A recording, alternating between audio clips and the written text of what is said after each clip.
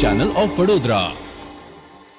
ડભોઈ તાલુકાના ચનવાડા ગામ પાસે ટ્રેક્ટર ચાલક અને બાઇક ચાલક વચ્ચે ગમખ્વાર અકસ્માત સર્જાયો હતો, જેમાં બાઇક ચાલકનું ઘટનાસ્થળ પર જ કરુણ મોત થયું હતું।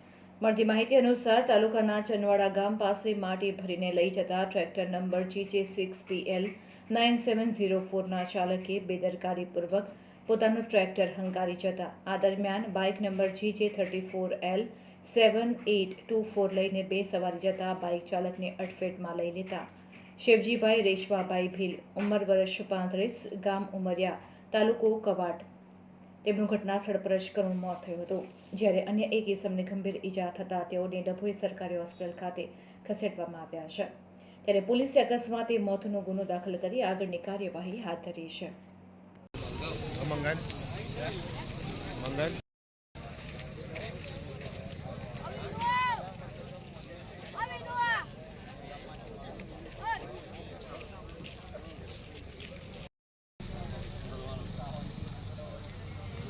કઈનું છે ટ્રેક્ટર? અકોટીનું।